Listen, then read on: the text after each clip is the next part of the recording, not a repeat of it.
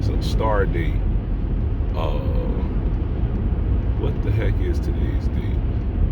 Friday.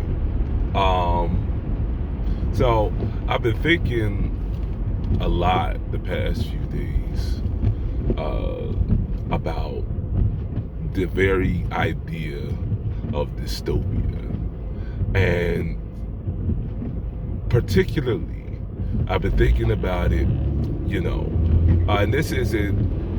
I'm not going to sit here and lie to you and say that the election didn't kind of turbocharge these thoughts, but more so, it's the response that a lot of people. One thing that I hate, I absolutely hate hearing is this whole idea of, oh, well, it couldn't happen here, Bill. That'll never happen here. Bitch, it already did. You know what I mean? And it really got me to thinking about, the whole idea of, dystopic fiction. And it's so wild to me. I was talking to, I said this to Bellamy either yesterday or the day before. I said, it is just now in my 33rd year of life that I am realizing how stupid most people actually are. You understand what I'm saying? Like genuinely moronic. You feel me? Because I've spent, most of my life just assuming that things that seem very obvious, right? That when people act like they don't understand, certain concepts, when people act like they don't understand, just to throw, a couple ideas out there. When people, matter of fact, I'll say this. I saw one person, they had made a rebut talking about, most people don't understand what fascism is. And I'll agree with that. Most people don't really understand what fascism looks like, because most of us have never had to live, under. Our closest relationship to fascism has come through history books and documentaries. You understand what I'm saying? Or at best, the stories told to us by relatives, older relatives who have lived through such regimes, right?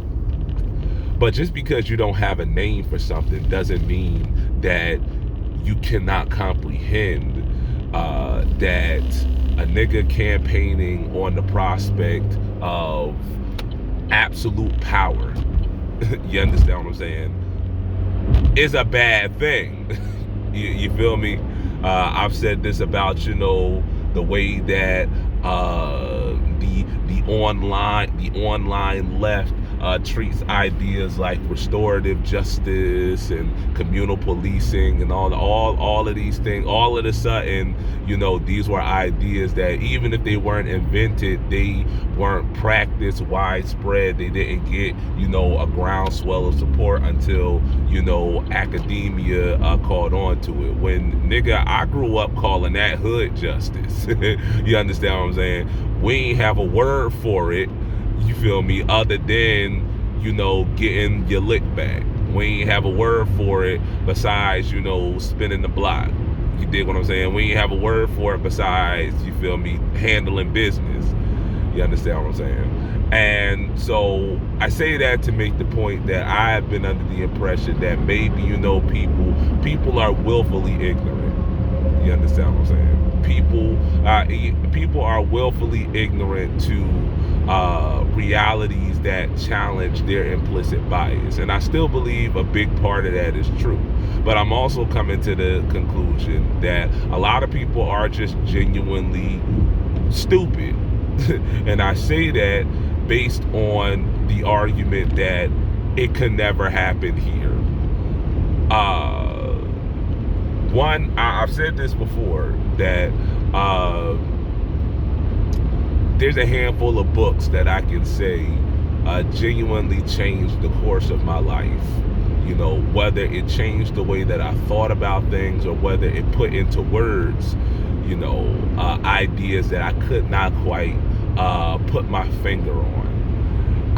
And one of those books, I know I've referenced it many, many times in the past. One of those books was One Dimensional Man by Herbert Marcuse. I just know that I had a professor who had mentioned it at some point. He had a tendency, kind of like what I do, had a tendency to go off on these tangents that somehow wrap back into the main point. You take this very roundabout way to get to his point. And one of these tangents, we mentioned One Dimensional Man. And I read it. And for those of y'all who haven't read it, it's not the easiest read. It reads in a lot of ways like a technical manual. But you should read it because it will put in perspective a lot of, how society. All right, so long story short, what Marcuse argues is he argues a couple of things. The main point he argues is that society, mind you, this was written in 1952, I think. He made the argument that the developed world, the first world, the two great superpowers of the world at that time, so the U.S. and the USSR. But I'm focusing specifically on the U.S. here. That the people within those societies have been conditioned for what he calls one-dimensional thought. In other words, that people just genuinely did not have the capacity for critical thinking any longer. You understand what I'm saying? We no longer had the ability to ask why. You feel me? Why do I need, the 4K display when the 1080p one is perfectly fine? You know what I mean? Why do I need the PS5 Pro when the base joint just came out, like a year or two ago? You understand what I'm saying? Is the fidelity really that much more improved?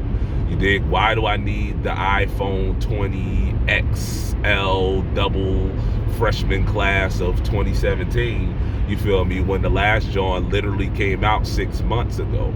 He argued that this was part of the purpose of planned obsolescence, is that we don't stop to ask ourselves why we need these, what he terms false needs. And instead, what our focus on is to how do we get these false needs? You understand what I'm saying? We don't ask why do we need them, and much less do we ask ourselves, well, why is there a focused, concerted campaign to get me to consume all of these items that I really don't need? You understand what I'm saying?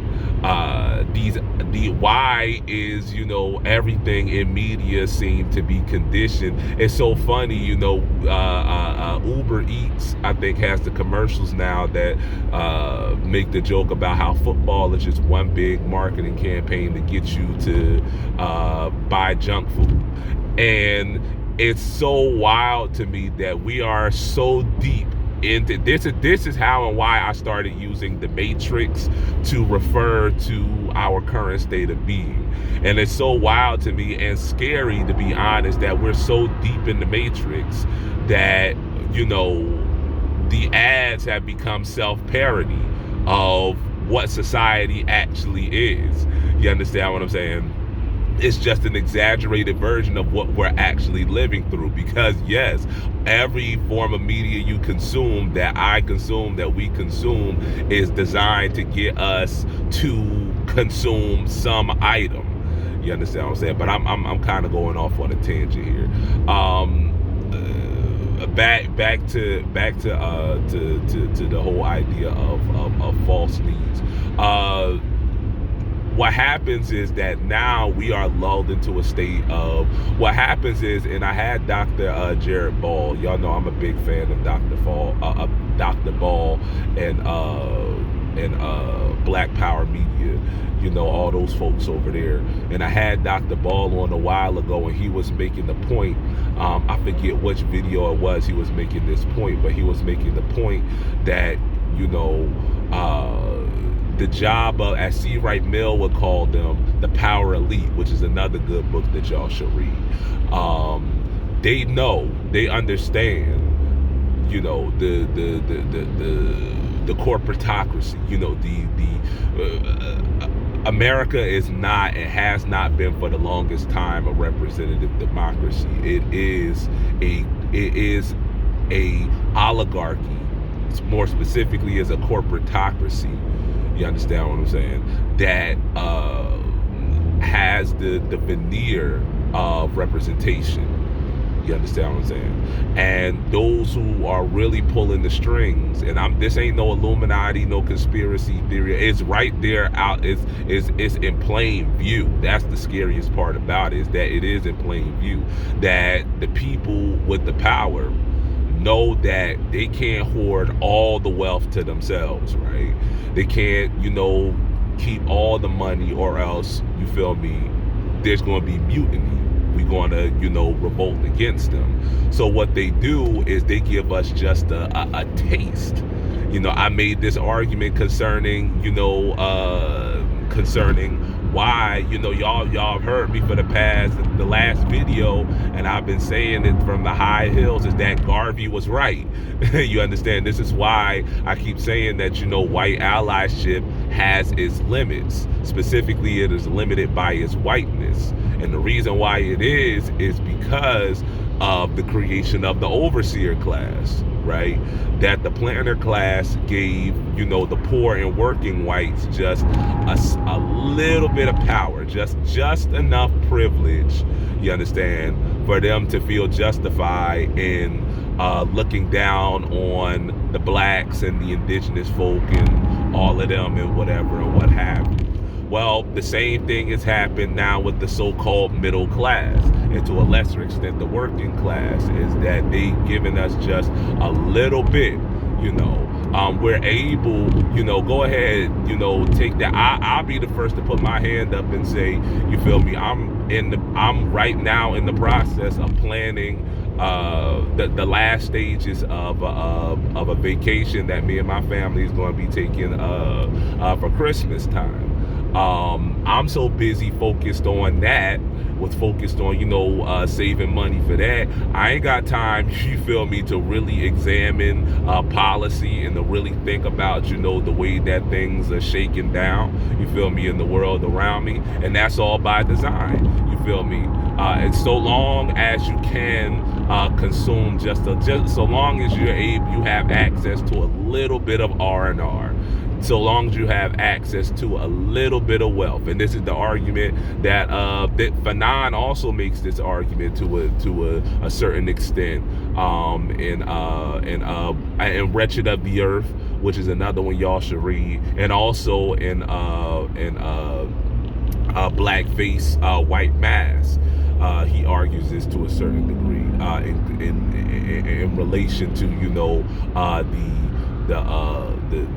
the middle class blacks' relationship to the poor blacks and to white people. But I'm not going to get into all of that because this ain't meant to be that kind of video. Anyway, my point in saying all of that is that as a direct result of consumer culture, we are robbed of the ability to consider our condition critically and to ask ourselves, why are things as effed up as they are? Because we're too busy, you feel me, satiating ourselves. I said this in the Drake video, that if religion is the people's opium, then that opium, if religion is the people's opium, then that religion is entertainment. That religion is consumption. You feel me? And God help you if you ever blaspheme against it. You did? Because it won't be the priest that you have to answer to. It's the practitioners. You understand? Say something sideways about Beyonce.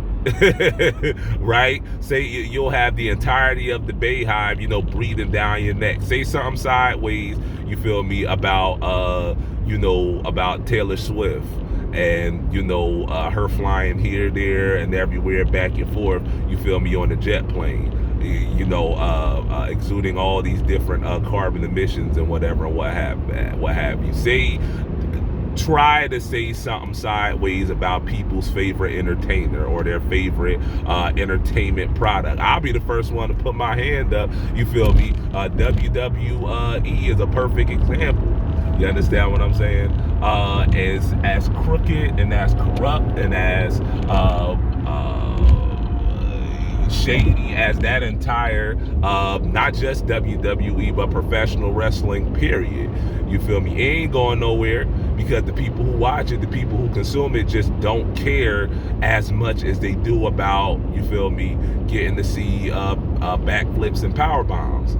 You understand what I'm saying? I'll be the first to call myself on the carpet about that.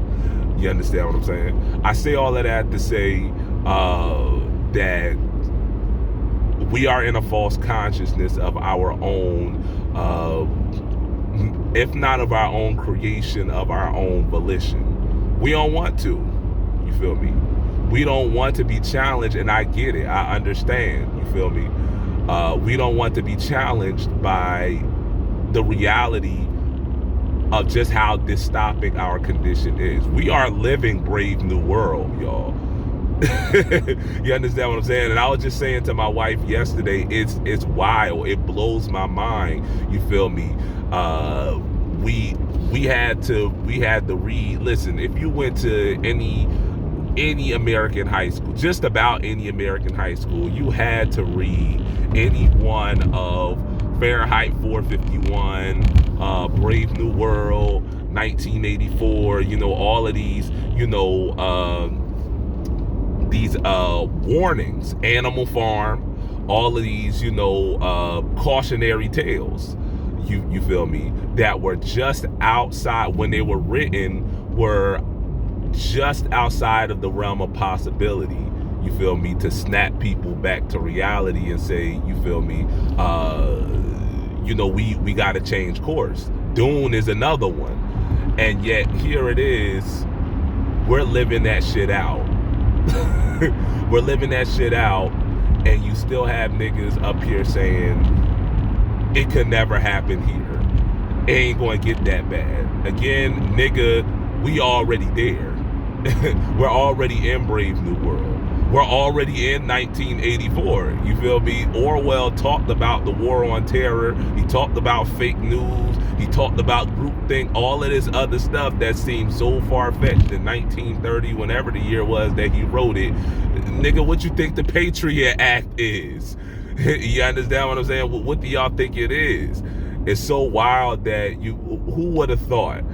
Those of us who grew up with parents that thought that if they put their credit card information, I don't know about anybody else, but you feel me, we had parents growing up that they didn't want to put their credit card information in there. They didn't want to type their name into the internet because they thought that, you feel me, all of their bank accounts was going to get emptied. You feel me? Everything that they had done in a former life was going to, be out there on the web for people to find. And shit, niggas don't even go to the mall no more. You understand what I'm saying? Now you got to have an Amazon account to watch Thursday Night Football. It's just, I say all of that to say, you feel me, don't say that it can't happen here, because the shit's already gone down. You feel me? So yeah, those are my thoughts for the morning, man. That's it. God bless.